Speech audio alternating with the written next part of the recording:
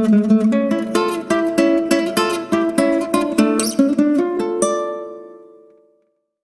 semuanya, selamat datang di Novel Time, selamat menikmati ceritanya, dan jangan lupa like, komen, dan subscribe.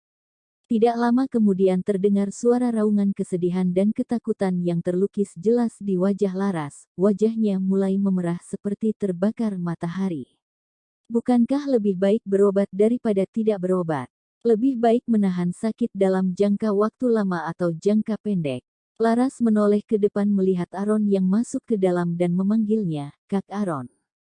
Sini biar kakak bantu kamu lihat-lihat, mau pilih yang..." Aron masih belum selesai bicara tapi kemudian Laras menyela omongannya. "Orang yang ngirimin aku perhiasan waktu itu kelihatannya kurang sehat ya. Padahal Kak Ben kan bisa periksa orang sakit," kata Laras. Aron menyadari kalau ada sesuatu yang tidak beres, sebab sepengetahuannya selama ini Ben memang sibuk mengobati orang untuk mengumpulkan uang, kurang lebih sebanyak 10 juta. Ditambah lagi ada Laras sibuk memilih perhiasan. Seharusnya di saat seperti ini bisa dijadikan kesempatan untuk mengobati orang, bukan? Pokoknya berhenti memikirnya mana yang lebih penting untuk dikerjakan. Matanya menatap ke arah tulisan bahasa Inggris di kotak perhiasan bertuliskan, Lotus. Itu kebingungan. Ternyata begitu, dia menyukai merek perhiasan yang terkenal mahal itu. "Kak, menurut kamu perhiasan ini bagus nggak?" Laras ingin melihat reaksi Aron, padahal alasan sebenarnya karena ia sangat menyukai perhiasan itu. "Ini." Aron mengambil perhiasan itu dan memperhatikannya dengan seksama, "Kalau kata aku sih agak kurang bagus." "Oh, jadi enggak bagus ya?" Laras agak kecewa. Aron bertanya ke penjaga toko, "Coba aku mau lihat yang merek ini." Penjaga toko menghampirinya kemudian membawa keluar perhiasan dengan model lain. Penjaga itu kemudian membuka kotak perhiasan yang ditunjuk oleh Aron. Aron mengambil kalung itu dan berkata, "Yang ini loh bagus. Coba sini, biar kakak bantu pasangin ke leher kamu." Lalu Ben muncul bilang, "Jangan sampai tanganmu yang kasar itu nyakitin leher Laras, biar Kak Ben aja yang bantu pakaikan." Ben langsung merebut kalung itu dari tangan Aron, wajah Aron seketika berubah kesal. Aron sengaja mengambil cermin di atas meja kemudian menghadapkannya ke depan wajah Laras. Laras memperhatikan kalung di lehernya dari cermin berkata, iya, lumayan juga. Tapi menurutku enggak sebagus perhiasan dari Lotus. Kayaknya aku sama Aron lebih suka sama yang model ini." "Loh, memangnya kamu pakai kalung ini buat dilihat siapa kalau bukan depan kami?" Laras bergumam, "Bukan, aku pakai buat dilihat sama Jody." Namun dia tidak bisa bilang seperti itu karena takut menyakiti hati kakaknya. "Ya buat dilihat sama kalian." Tapi di sisi lain dia berpikir, paling juga seleranya Jody dan kakakku itu mirip. Mereka kan sama laki-lakinya. Setelah memilih perhiasan kemudian memilih pakaian. Mustahil kalau Laras mau mencoba ratusan pasang baju di badannya, itu sama saja dengan bunuh diri. Tapi dia selalu terpikat setiap kali menemukan baju yang sesuai dengan seleranya. Selesai belanja menyuruh asistennya menggabungkan semua baju itu ke dalam lemari bajunya yang sangat besar. "Kemari," Aron memanggilnya. Dia mengeluarkan baju anti peluru dari dalam kotak. Aron melemparkan baju itu ke Ben bilang, "Coba pakai." Ben mengangkat baju itu sambil memperhatikannya. "Mau pakai enggak?" tanya Aron. Ben seperti seorang adik yang diintimidasi oleh kakak laki-lakinya, sebenarnya dia enggan mencoba mengenakan rompi anti peluru itu. "Kamu berdiri berjarak 5 meter dari aku," perintah Aron ke Ben. Setelah itu Ben membalikkan badannya kemudian berjalan menjauh. Laras tidak mengerti, sebenarnya untuk apa. Dia jadi bertanya-tanya, setelah itu dia lihat Kak Aron mengeluarkan pistol untuk menembak dan sasaran tembaknya adalah Kak Ben. Karena merasa khawatir, Laras langsung menghampiri Aron bertanya, "Kak Aron, mau ngapain?" "Aku mau lihat kualitas baju pelindung yang baru itu bagus atau enggak," jawab Aron santai. "Apa?" Laras tercengang dengan jawabannya. Kenapa dia tega jadikan Kak Ben buat jadi kelinci percobaan, belum lagi risikonya tinggi. Jangan ngawur deh. Nanti Kak Ben kenapa-napa gimana? Kalau itu masih belum tahu.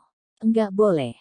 Kak Aaron, ini bahaya banget, kata Laras melarangnya. Aaron menyadari kekhawatiran Laras terhadapnya dari tatapan matanya berpikir, seharusnya kalau tahu bahaya dia cepat pakai baju pelindungnya, tapi coba lihat, si Ben malah senyum-senyum kayak orang bodoh. Inilah hebatnya anak laki-laki dari keluarga Dominic. Kita itu enggak takut mati walaupun jalan di atas pisau tajam, kata Aaron sambil menarik pelatuknya. Suara tembakan itu tidak terlalu nyaring terdengar karena senjatanya dilengkapi dengan peredam suara. Peluru itu langsung mengarah ke dada Ben. Ben tampak sesak napas lalu tubuhnya mundur beberapa langkah. Tidak lama setelah itu dia tumbang karena kehilangan keseimbangan. Ben tak bersuara. Kak Ben. Laras berteriak ketakutan buru-buru lari menghampiri Ben yang tergeletak di tanah sudah dalam keadaan mata yang tertutup dan tidak bergerak. Kak Ben. Sadar Kak. Jangan takut-takuti aku. Ben masih tidak merespon. Kak Aaron, lihat sini. Gimana ini? Kak Ben enggak mati, kan? Aaron menghampiri mereka lalu menendang Ben dengan keras. Bangun bodoh. Jangan bikin si Laras mati ketakutan. Ben langsung membuka matanya dan duduk. Kamu takut? Kakak enggak apa-apa, hehe. Lihat nih, katanya sambil mencabut peluru di baju pelindungnya. Enggak kena kok. Kakak sengaja iya, kata Laras kesal kemudian pergi meninggalkan mereka. Ben langsung berdiri dan meraih tangannya. Jangan marah, ya, aku cuma iseng aja pengen tahu seberapa khawatir kamu sama kakak. Lain kali aku enggak lagi usilin kamu kayak gini, oke? Laras menatapnya dengan marah dan melirik ke arah dadanya. Sakit enggak? Sedikit, kamu enggak mau bantu usap, katanya sambil meraih tangan Laras. Aaron langsung menarik Laras ke sisinya. Gimana kalau aku aja yang usapin? Katanya dengan senyuman jahat. Enggak deh, makasih, jawab Ben cemberut. Laras jadi pusing kalau sudah melihat kedua saudaranya ini saling bertengkar. Sebab kejadian seperti ini sudah jadi makanan sehari-hari, meskipun begitu, dia tidak pernah bosan dan tetap menikmatinya. Sore hari, Laras pergi ke kebun anggur dan duduk santai di bawah paviliun sambil menghela napas panjang. Jody membawakan tehnya yang terbuat dari sari bunga dan menuangkannya ke dalam cangkir putih. Kenapa hela napas gitu? Kalau kakakmu mau menebus dosa, suruh mereka lakuin beribu kali kebaikan ke kamu. Lagi pula bukan salah mereka kalau orang tuaku meninggal. Memangnya harus nebus apa? Justru karena ada mereka aku jadi enggak ngerasa kehilangan. Aku bahagia kok, jelas Laras. Tapi bukan itu yang dirasakan kakak-kakakmu, mereka itu merasa berhutang sama kamu, kata Jody. Aku enggak mau minum itu, kata Laras. Jangan minum bir. Kamu masih mau lihat kebun sama aku. Minum dikit. Bukannya kamu bilang belakangan ini kamu punya bir baru. Boleh aku coba? Coba kita cek cocok enggak buat dijual. Jody tidak punya pilihan selain mengajaknya mencoba bir itu. Pokoknya jangan sampai dia minum terlalu banyak, secangkir kecil saja sudah cukup. Setelah itu dia pergi mengambilnya. Tiba-tiba ponsel di meja berdering. Ponsel itu milik Jody. Ponsel itu terus-menerus berdering tapi Jody yang belum juga kembali. Laras mengambil ponsel itu lalu menjawabnya. Terdengar suara pria dari ujung telepon berkata, "Halo, apa ini dengan Jody?